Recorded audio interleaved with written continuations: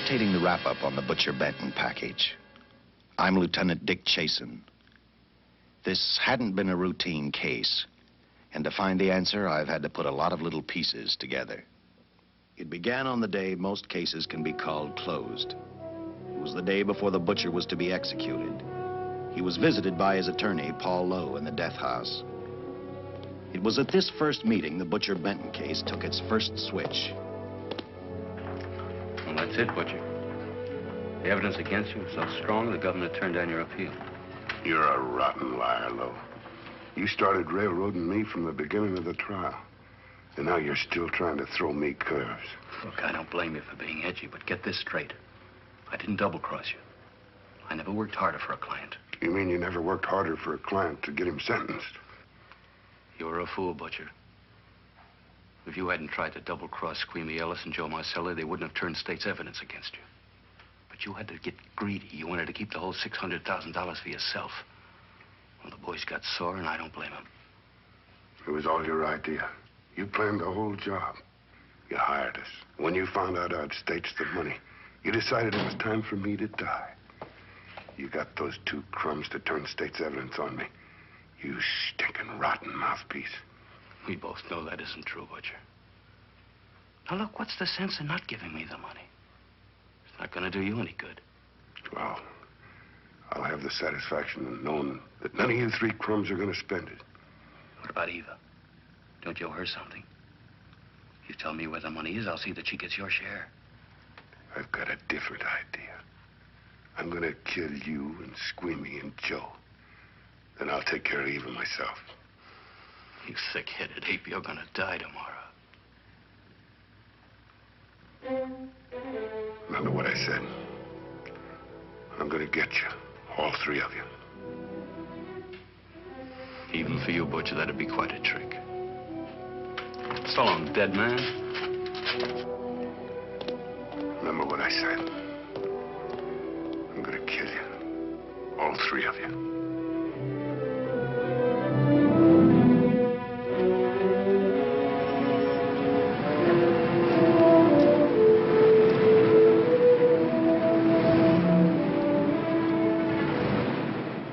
Back in Los Angeles, two men sat in a bar room listening to a newscaster tell his headline story. He played up big the butcher's threat to kill Paul Lowe, Squeamy Ellis, and Joe Marcelli for their having turned state's evidence against him. Squeamy Ellis didn't seem happy over the butcher's threat. Neither did Joe Marcelli. But they had figured, once a dead man, always a dead man. But this was one time everyone was in for a surprise, including the entire police department.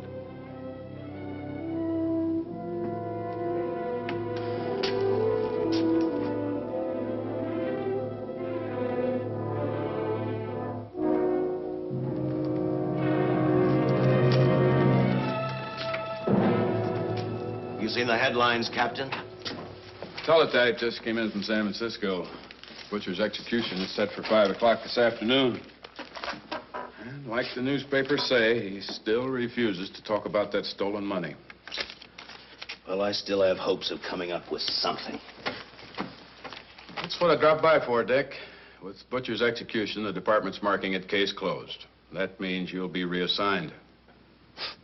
I've spent a whole year trying to break this case. As far as I'm concerned, Butcher's death is just the beginning. Of course, I can't prove it, but I think that Paul Lowe was the top man. And even though I have to keep working on it while off duty, I'm going to get Lowe, Squeamy Ellis, and Joe Marcelli. Okay, Lieutenant. Officially, I've taken you off of the case. Unofficially, I wish you luck. Do me a favor. Keep me posted. Will do. Thanks, John. I headed for Eva Martin. She worked in a local burlesque house. I'm a cop, and my job is to ask questions and get answers. So I decided I might as well start again with her.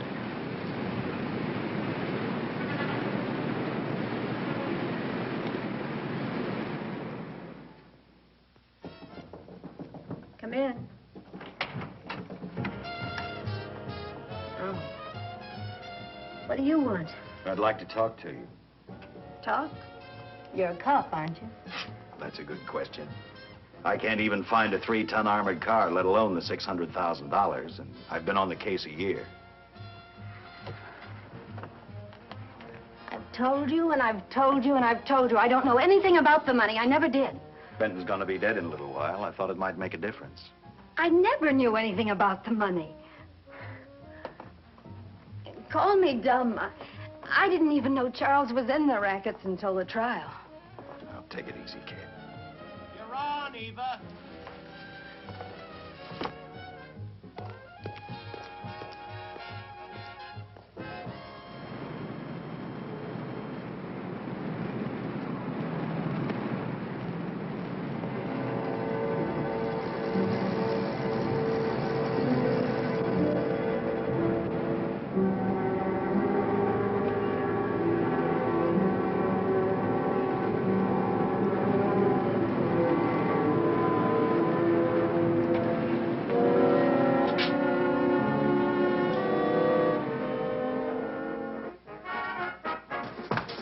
Honey, here's your wrap.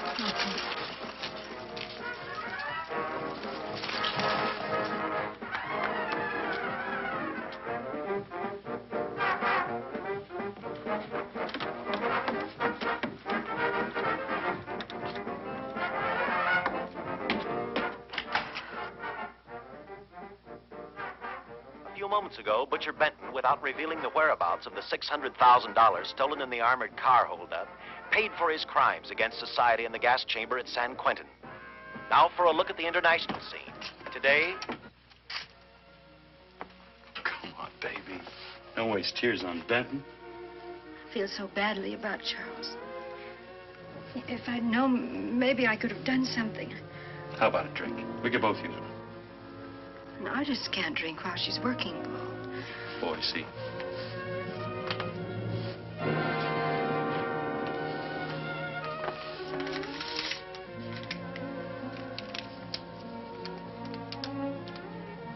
What's that?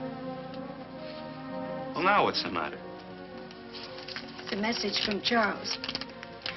He told me to open it if he died. Finale, Eva. All right. How about a steak after the show? No, thanks. Not tonight, Paul.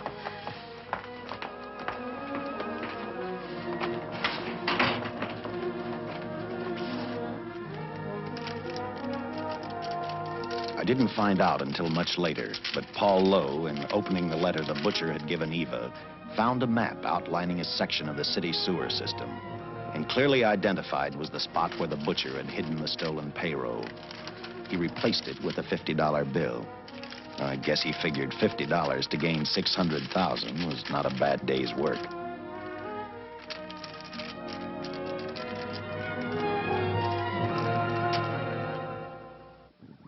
And a few hundred miles away in San Francisco, the case took another switch, which turned the next 72 hours into one long, hideous nightmare.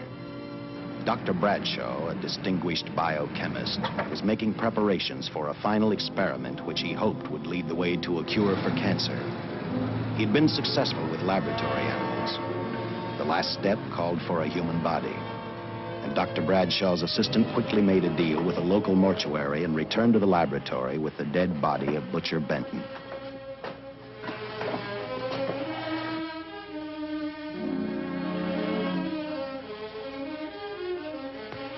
You made good time. Well, I didn't waste any. Any trouble?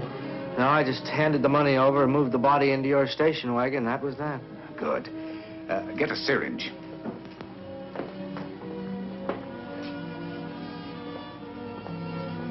He's in good shape. Well, I hope so. We'll get other blood samples later. We'll run this one through fast. Right. Now wheel him into the machine and then raise him. Right.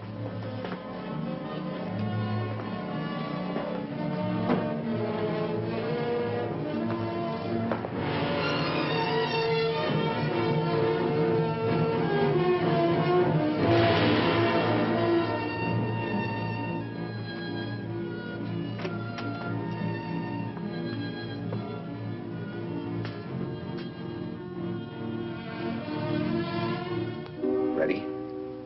You You mean you're going to give him 287,000 volts? Yes, yes. I'll get the fluoroscope set. We'll check with that before we start dissecting. Turn off the lights.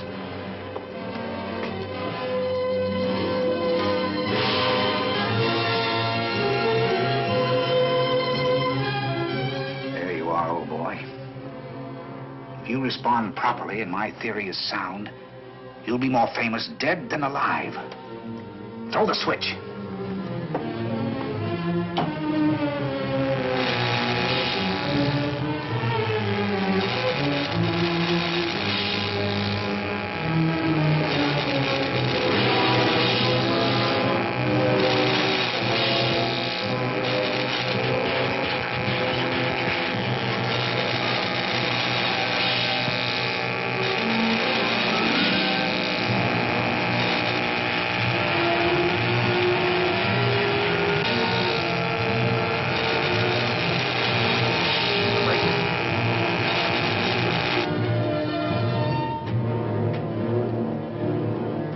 Wait, I thought I saw a pulsation of the heart.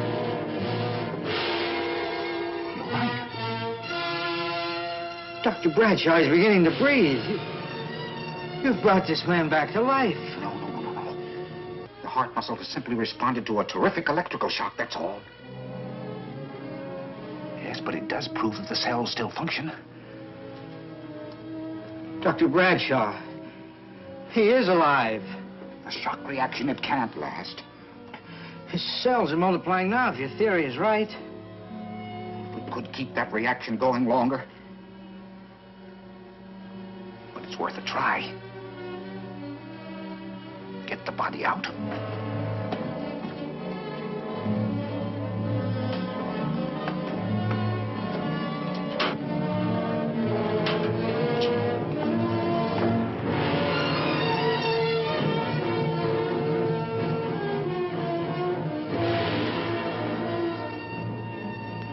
Get some adrenaline from the supply room. Some amyl nitrite, too. Hurry, hurry.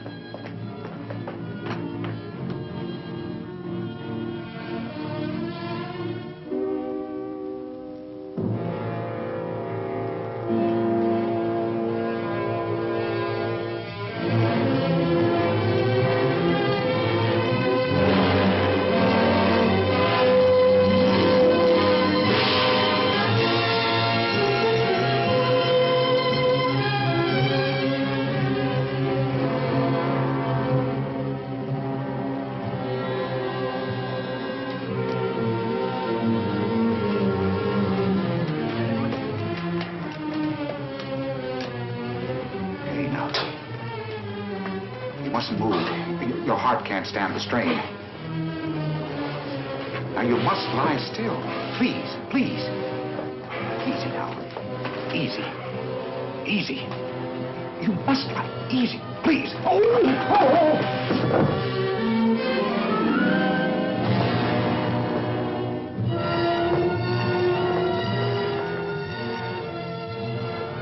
Dr. Bradshaw's experiment had given life back to the butcher. He tried to talk, but the electrical voltage had burned out his vocal cords. Yet it hadn't destroyed his brain. He knew who he was. He knew who he hated. As he stumbled about the room, I think he thought only about one thing: kill Lowe, Squeamy, and Joe Marcelli. The tremendous electrical voltage that Dr. Bradshaw had given the butcher had increased his cellular structure to the point where he was no longer a man. Dr. Bradshaw's experiment had created a vicious, brutal animal with an almost inconceivable amount of strength. Dr. Bradshaw must have believed the butcher's regained life would last for only a few minutes. Therefore, instead of calling for help, the doctor decided to handle his creation alone. Now, easy, Benton. Just relax. I'm a doctor. I want to try to help you. Do you understand me? You're in my laboratory.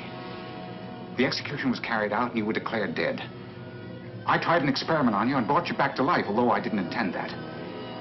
Now, you've had a great shock. Now come and sit down. Now, be quiet. Now, come and sit down. Take it easy. That's the boy.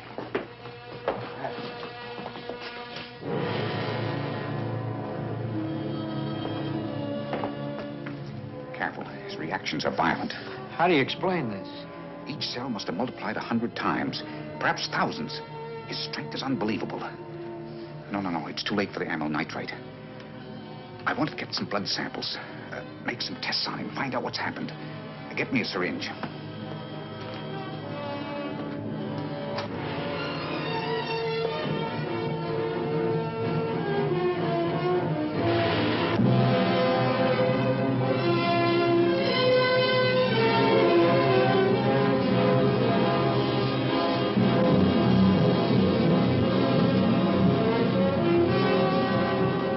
Why won't the needle penetrate the skin? The tissue must be nearly a solid mass of cells. How are we going to get the blood sample? Surgically, perhaps.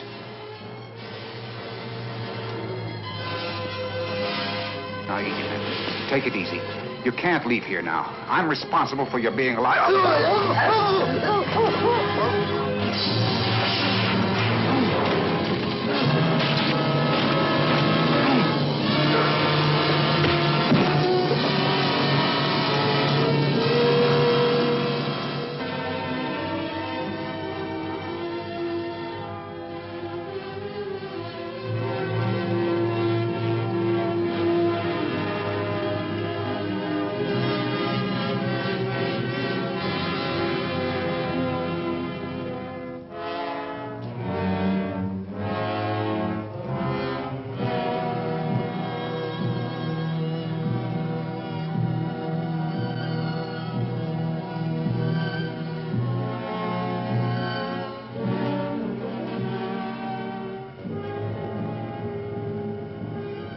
Towards the end of this case, Captain Lauder and I found out the doctor and his assistant had been murdered.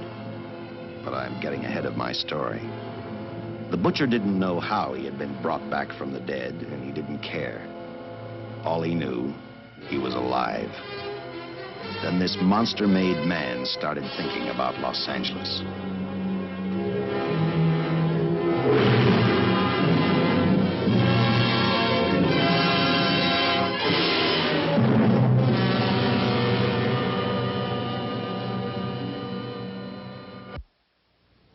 On that very night back in Los Angeles, I decided to stop playing detective for a little while. I went to the burlesque house to ask Eva to have dinner with me. After all, the butcher was dead, and if I got lucky, sooner or later, I figured Paul Lowe would lead me to the stolen payroll. In a way, that possibility made me even feel better. It's not fair to watch the show from backstage. Next time, I'll pay admission. I take it by that remark you like my routine. Yeah, you're pretty good. What I can't figure out, though, is why you stay in a place like this. It shouldn't be hard for someone like you to get a job in a class spot. If you weren't a detective, I'd be willing to bet with a line like that your next remark would be, how about dinner? Well, not exactly dinner, but a hamburger might be a good idea. If you're asking in an official capacity, I can't say no. I'm off duty. For the past 6 months, all I've ever called you is Lieutenant Chasen. Do you have a first name? Dick. Give me 10 minutes for a quick change, because you just made yourself a date, Lieutenant. I mean, Dick.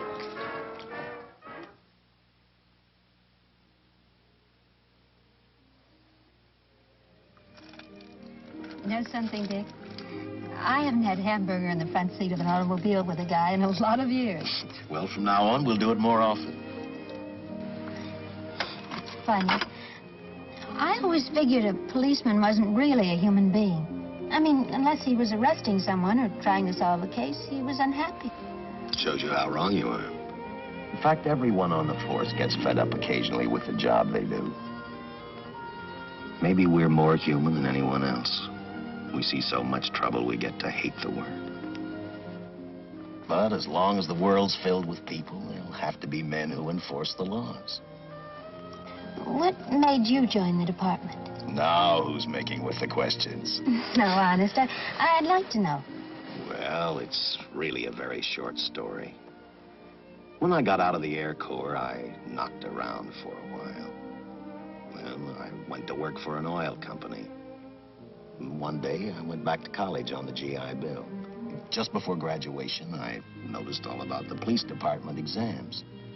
Seemed a pretty good thing to do with your life, so I took the exams, passed, then went on from there. If I ask one more question, will you give me a straight answer? Try me. Am I still part of the Charles Benton investigation? I mean, right now. I don't think so. As far as the department's concerned, when Benton was executed, the case was marked closed. But inside of me, that's not good enough. I don't follow you. Well, the $600,000 is still missing. And a fast-talking underworld lawyer like Paul Lowe is walking around a free man. Someday, no matter how long it takes, I'll get him and the money. Until I do, the Benton case for me is not closed. I give you my word, Dick. Charles Benton never told me anything about the money. Oh, I've been sure of that for a long time. But how did you ever get mixed up with anyone like the butcher? This trouble ever started just happened. I had a roommate who used to date Benton all the time. One day she packed and left for Chicago. Benton carried a torch for her, and he used my shoulder to cry on. First thing I knew, we were having dinner together, and a few weeks later, I was labeled by the police as this #1 suspect and Benton's girl. But it was never like that. I made only one mistake. I felt sorry for him. You mean, until he was arrested for the robbery and the killing, you had no idea how he earned a living? I know this is going to sound crazy, but I only went out with Benton a couple of times. And all we ever talked about was Madge, my old roommate.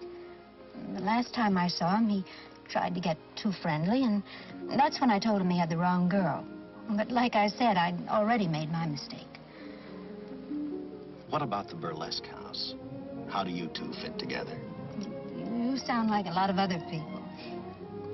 I left a small town a couple of years ago because I won a beauty contest, and the first prize was a screen test. Da, da, da, da, da. After which, nothing happened? That's right. Only, it was pretty rough. And then one day I read an ad about girls wanted for a burlesque show. I auditioned and I got the job. You know something? It's like any other job. If you're looking for trouble, you can find it even in a schoolroom. Well, when the screen test didn't work out, though, why didn't you go on home? Well, first you have to have a home to go back to. My folks are dead, so Los Angeles was as good as any place else. I don't know about you, but I do 8 shows a day, and at this hour, I'm bushed. I know what you mean. Mind if I drive you home? No. And I'll tell you something else. I haven't minded anything about tonight. Not even the hamburger. I kept playing tag with Lowe. He made 4 telephone calls. 3 of them didn't interest me, but one did. The one to Joe Marcelli. I watched Joe head for his meeting with Lowe, and for some unknown reason, I began to get the feeling that this case was finally about to explode in my favor. You see what I mean? Well, look at that, will you? I seen him stagger on 2 legs, but he's doing it on 4. Shut up, you flea bag. Well, look who's calling names. At least I ain't a squealer, a stoolie. I warned you before. All right, Harry, that's enough. I'll take care of him. I want to talk to him. Okay, Mr. Lowe. But any future business you've got with this psycho, take care of it upstairs in your office. He keeps showing around here, sooner or later he's going to get slugged, cripple or no cripple. All right, shut up, Jim. Sit down.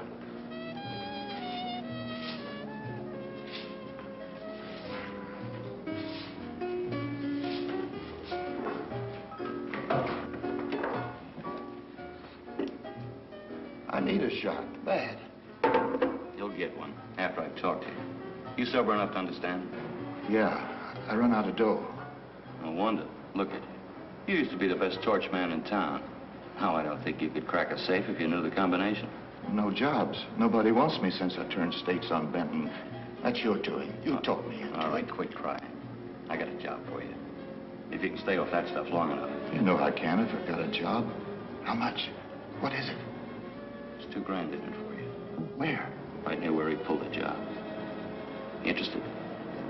$2 grand ain't much out of 600,000. There'll be other expenses. Besides, that money's plenty of. Now, you want it or do I get another boy? I'll do it. How soon do you want me to go to work? Set it up for tomorrow night. Call me before noon. I'm going to the races. 1. And that's all. The job's over.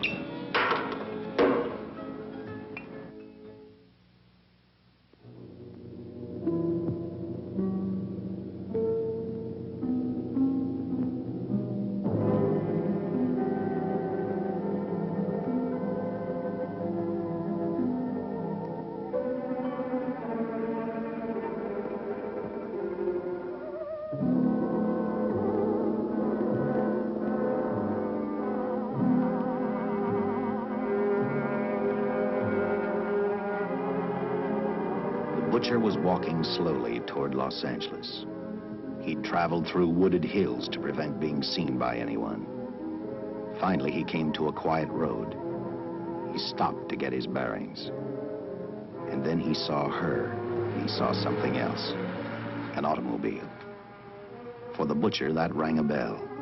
With a car, he knew by the next afternoon he'd be in Los Angeles in plenty of time to catch up with the 3 men who had double-crossed him.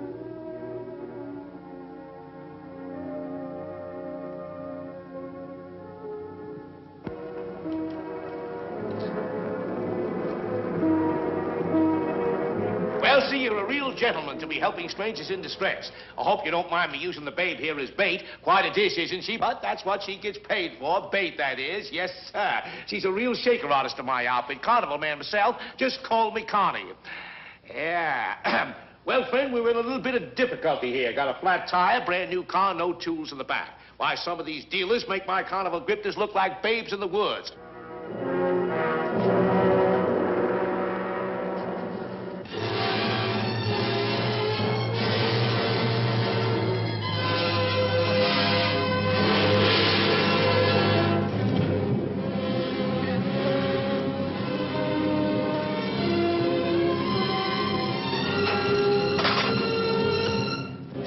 Holy.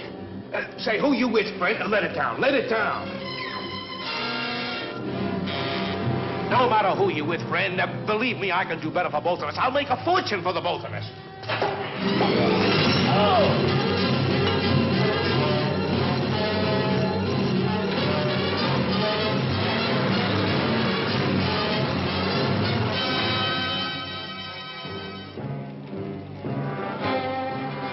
An hour later, the San Francisco Police Department sent out an APB.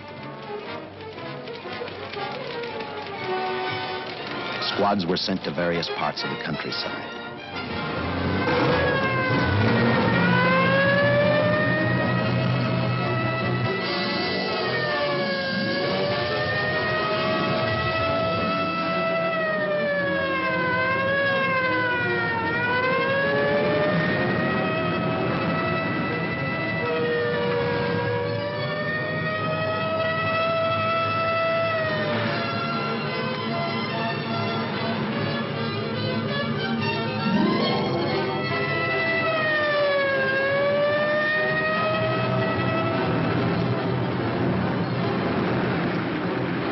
Roadblocks were thrown up to catch the cold-blooded killer the hysterical girl had described.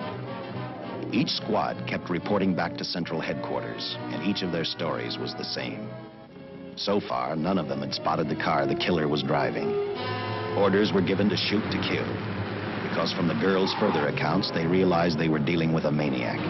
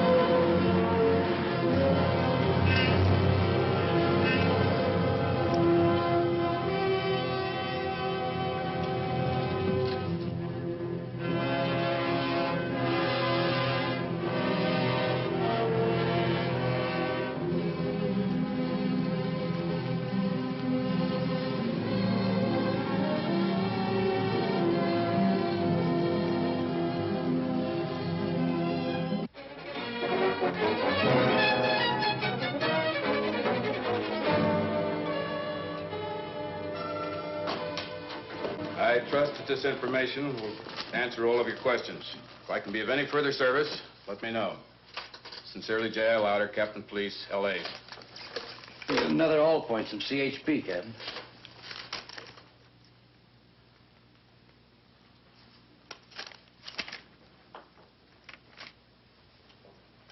These reports sound like they come from a bunch of loonies.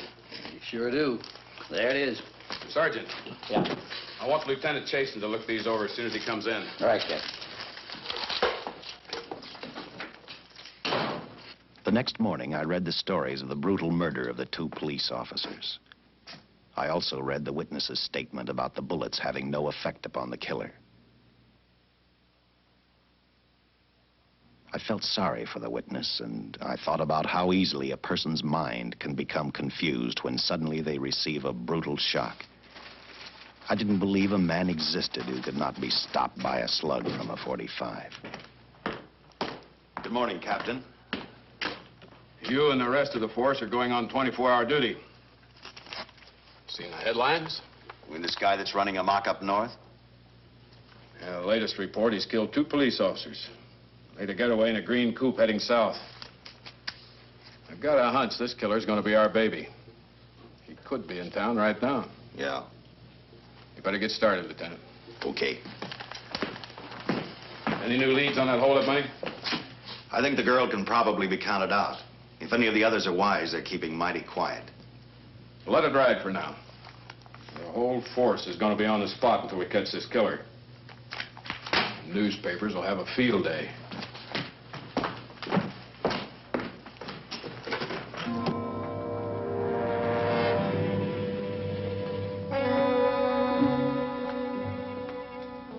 We were wrong about 2 things.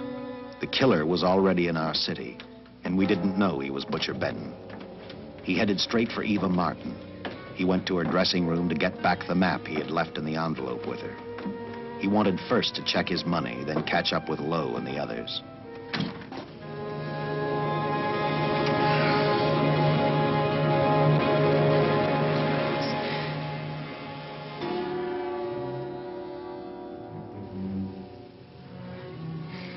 Can't be.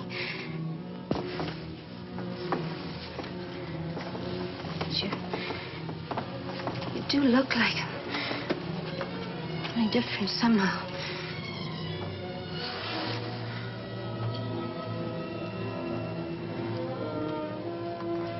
It is you. Why didn't somebody tell me? What's happened, Charles? Those look like bullet holes. Are they?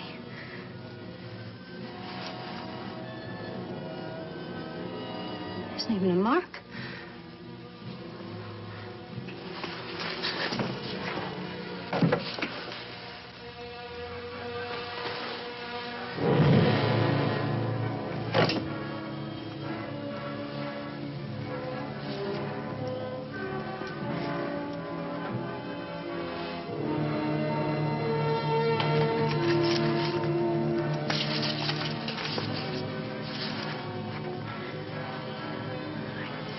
I opened it like you told me. I found the $50.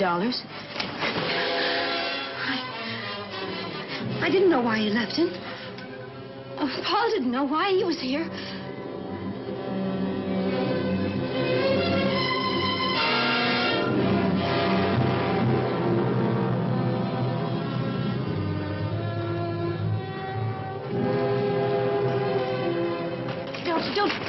Don't get crazy. The name of Paul triggered his hate. He left her dressing room and started for Squeamy Ellis and Joe Marcelli's place. Because he knew, with them out of the way, Paul Lowe couldn't open the strong box where the money was hidden. He thought of Squeamy and Joe first. He was saving Paul Lowe for last.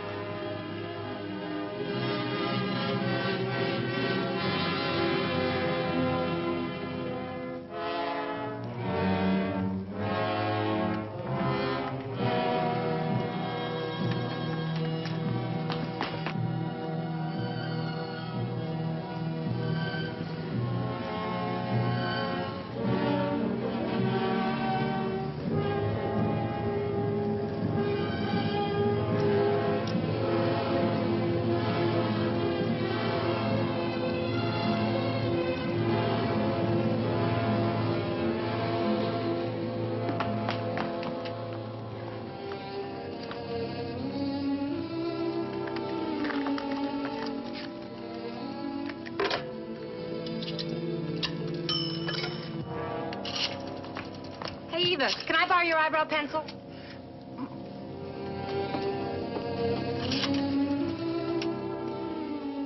Operator, get me police headquarters. Lieutenant Chasen, please. When do you expect him? Well, tell him Charles Benton is alive, and even bullets can't stop him. I'm not crazy. Just say a friend of Charles. He'll know.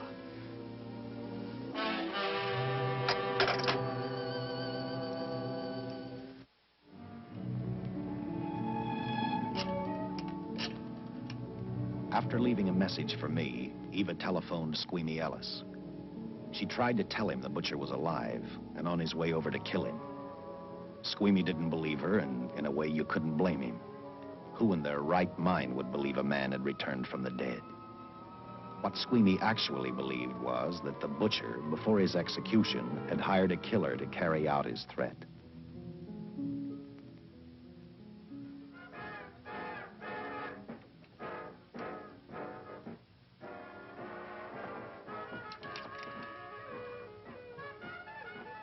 You sick? What? You don't look so good to me. 10 minutes, Eva. All right. Say, Eva, I could take over the matinee trick for you. What? It's easy. Look, Eva, I can do it. Scub-up-de-doo-doo-doo. Oh, I'm... Francine, I just thought of something. Yeah? Eva agreed to let Francine do the show. She hoped she'd be able to interrupt the butcher before he arrived at Squeamy's hotel. Or, failing that, at least be able to warn him to stay out of sight. You wanted me, Captain? Yeah, I just had a rundown on those fingerprints of the stolen car up north. We got nothing on the driver who was killed or the woman with him. Take a good look at these. There's something funny about these. Yeah. The boys in the lab can't figure it out either. Those are the killers. They were found on the steering wheel. Looked like they'd been stamped in with a steel die. They sure do. These are Butcher Benton's. What? Well, they look the same to me. How do the lab boys explain that? They don't. Their best guess is a twin brother. An identical twin could have the same pattern of whorls with only slight variations. Ever hear of the butcher having a twin brother? No. Even if he did, it wouldn't explain these freak prints. You didn't pick up your message, Lieutenant. Some wacky dame calls you. And she says Charles Benton is alive, and bullets won't stop him. If we buy the twin theory... Who was she? Where'd she see him? Well, she wouldn't leave her name.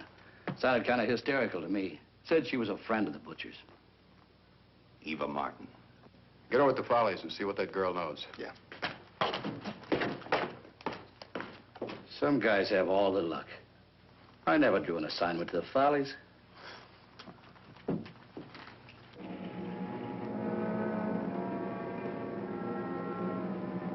Meanwhile, the butcher headed for Squeamy's hotel. He didn't seem to be in any particular hurry. Actually, he seemed like any normal person, on his way to work or on his way home.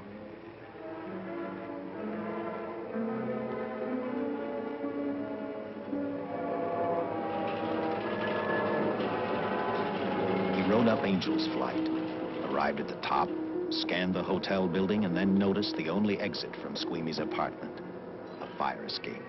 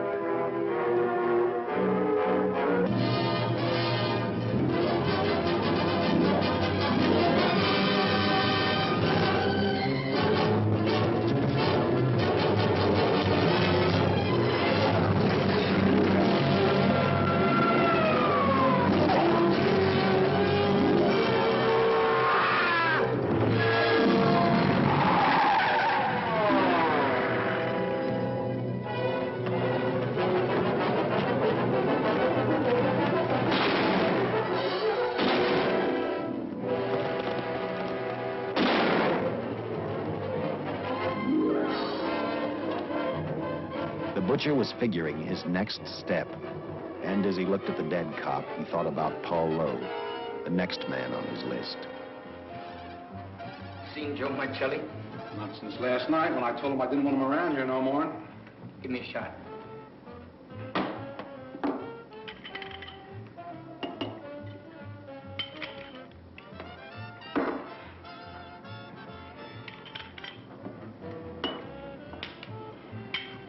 Look, I need help. Just found out that Benton's hired a killer to get me. He's after Joe, too. Well, then drink up and get out. I don't want no trouble around my place. You're a real pal. Drink up and get out, I said.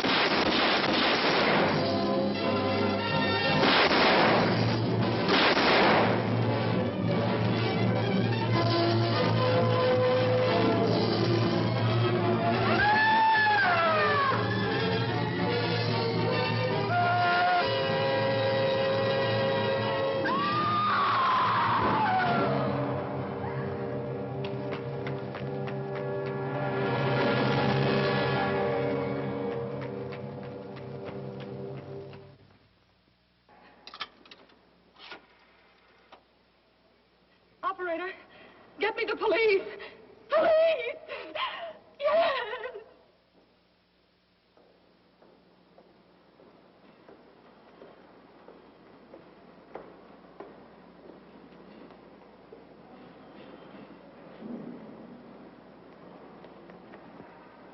What's happened? A guy named Squeamy got thrown from the 5th floor. He's dead on a mackerel. Customer of mine. You mean Squeamy Ellis? Yeah, that's it. Just Squeamy. No one else was killed. Ain't one enough?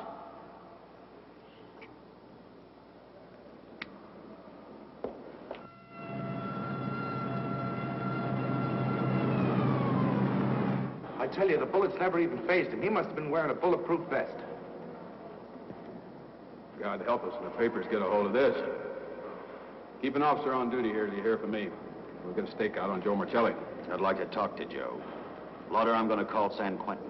Suppose Benton is alive. Every available man's been put on the case now. Yes, sir. All right. All right. Anything new? Report on Dr. Bradshaw, owner of the station wagon. The San Francisco police located his laboratory in the basement of an electrical power receiving station. Bradshaw, what's he know? He's dead. And another man, too, his assistant. The lab is a shambles. But now we're getting some action from San Francisco. Benton's body never arrived at the mortuary where it was supposed to go.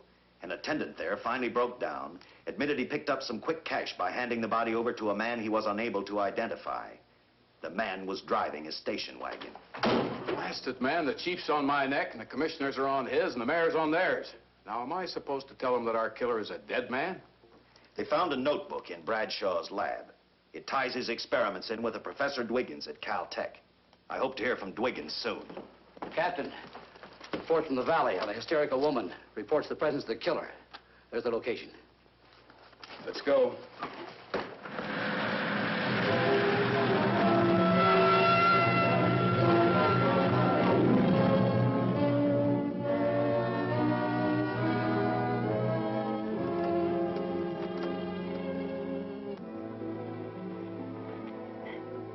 You and your boyfriend had a little fight, and he got out of the car to take a walk. You noticed as he walked down toward the sump area in the direction where you'd seen those lights a short while before. What happened then, miss? Please try to tell us. Well, I just sat there a few minutes, I guess. I was pretty mad. Then there was a loud crash, like heavy metal, sort of, from down here. I got out of the car to get a better look. I heard Jimmy cry out something. I couldn't make out the words. Then down here, in a patch of light, was Jimmy. And coming toward him was this man. Big man. Lifted Jimmy up over his head like he didn't weigh a thing. Jimmy screamed. Just once, before he broke Jimmy's back. I heard it snap, not far away. Then I started running till I found this house. They let me use the phone. Thank you, miss. We'll see that you get home all right now. O'Malley, see that the young lady gets home all right. Paul Lowe, while driving to his office, heard a radio commentator report the murder of Joe Marcelli. And what shocked him most was when the broadcast identified the killer as possibly being the butcher. Lowe headed straight for Eva Martin at the Burlesque Theater. Oh, you gave me a start, Mr. Lowe. What are you doing here? Where's Eva? Oh, I'm taking her place. I'm going to wear her costumes. What's it to you? I asked you, where's Eva? Hey, don't get physical. Well, watch your tone of voice, Buster. I told you. Little Eva isn't here. I could see that for myself. Where is she? She's at police headquarters. That's where she is. Yes, sir. No, sir. Captain Lauder's still with the mayor. The killer dropped out of sight. He was last seen in the Hollywood area. Yes, sir. We know he's dangerous. Every angle's being covered. Yes, sir. I'll tell him.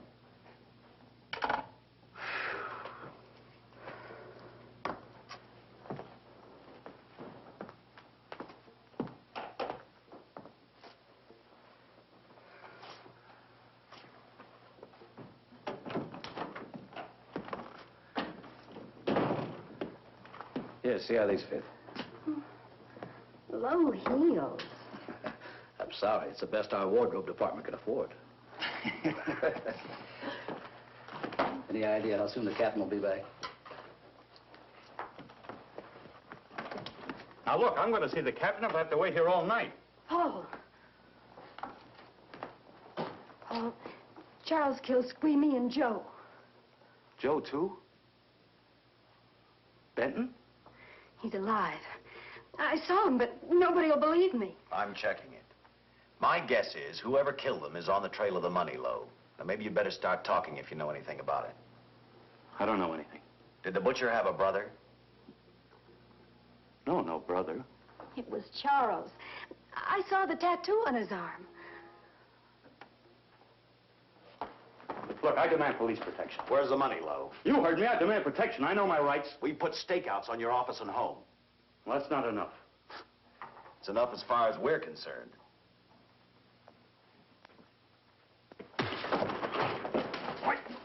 Now you gonna book me, Sergeant? Then throw away the key.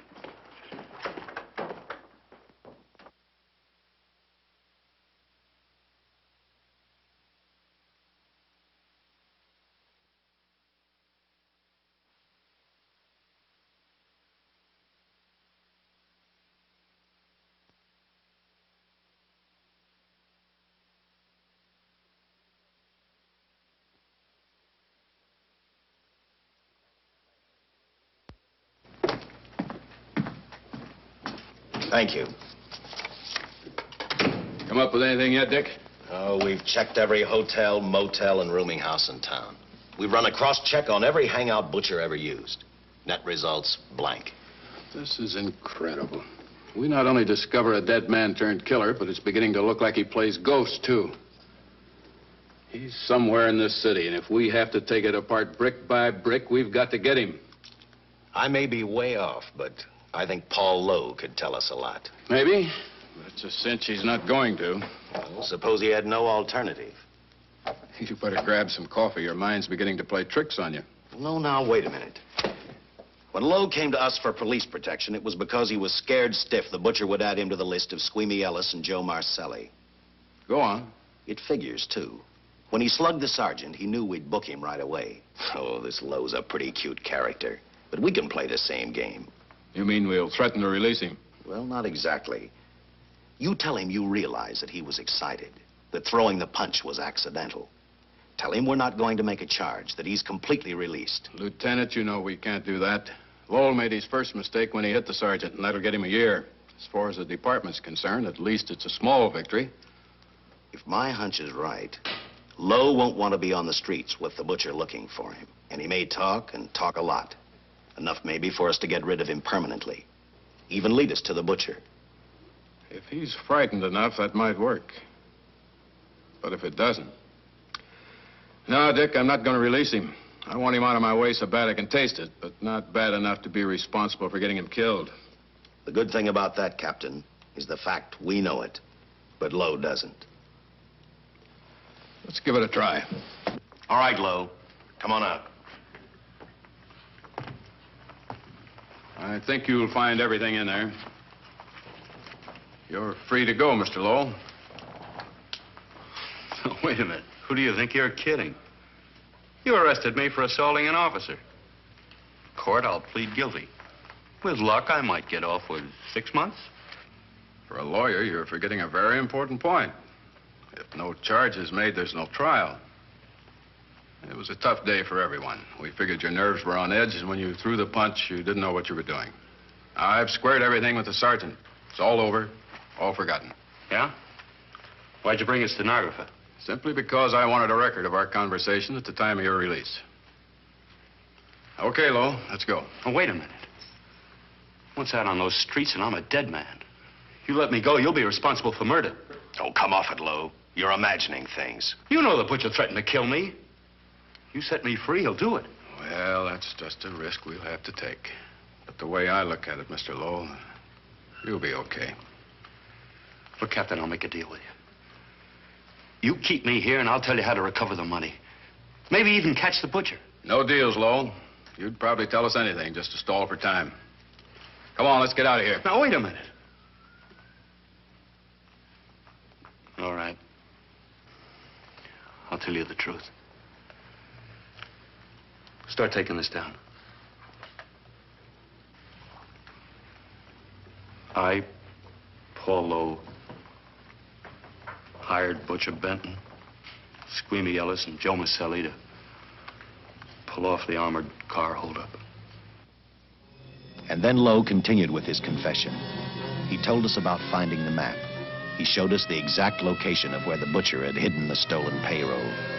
And he gave us a most important answer. The explanation as to how the Butcher was able to elude detection. His means of escape was the sewer system beneath our city.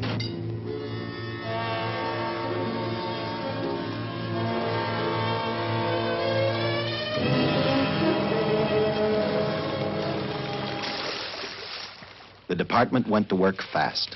Every police squad in the city was detailed to cover a specific area. Every entrance and exit to the Los Angeles city sewer system of 700 miles was covered. Captain Lauder and I, along with several other squads, headed for the entrance where, according to the map, Butcher had hidden the money. Our job was to stop him, and that made me think of one specific question. When we found him, could this monster be stopped? I, for one, wasn't sure.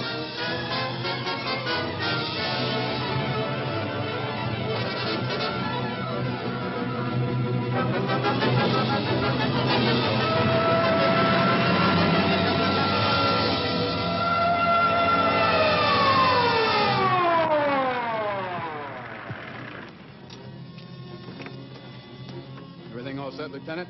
City engineers mapped out each possible exit. A squad of officers are spotted at every point. If the Butcher can be caught, now's the time. Well, after I talked to Caltech, I called on the fire department for a little help. The professors thought a flamethrower might stop him. Flamethrower? I suppose their boys have had a chance to join our squads by now. See, we have one with us here. Have you thought about what'll happen if this doesn't work? No.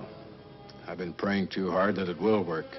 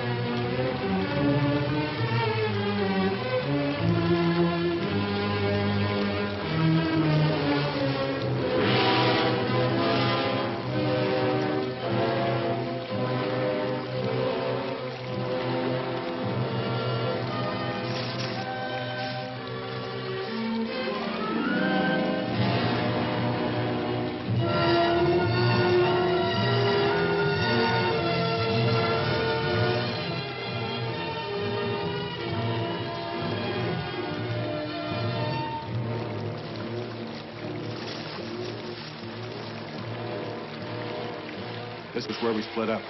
I'll go straight ahead.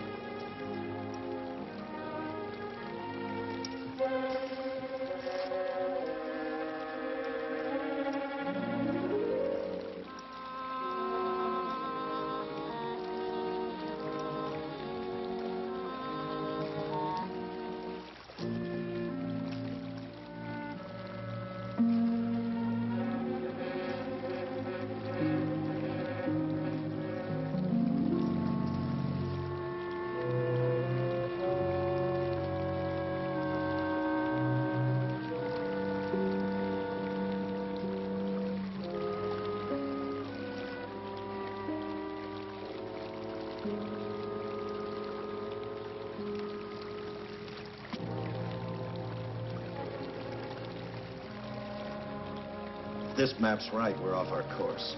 We'll have to backtrack.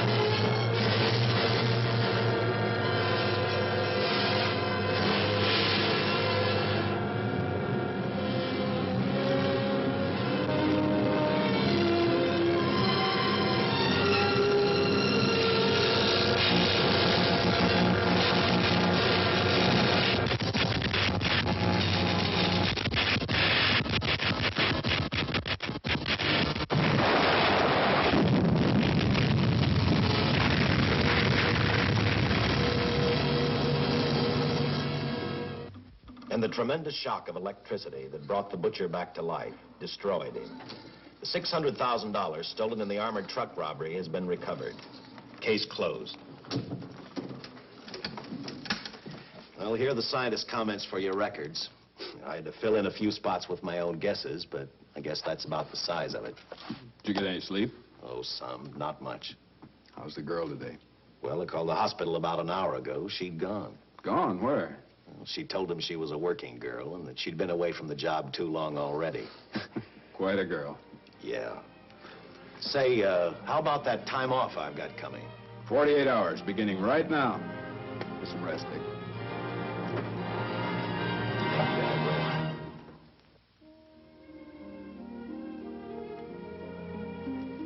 know something, Dick? The past 72 hours seem like a bad dream. That rest in the hospital today really gave me a new lease on life. Now that it's over, I can't believe it actually happened. The important thing is to remember it is all over. I suppose you'll be assigned to another case. I'll have to give up hamburgers in the front seat of the car for steaks in a restaurant. No. I've thought about that. In fact, I decided to do something about it.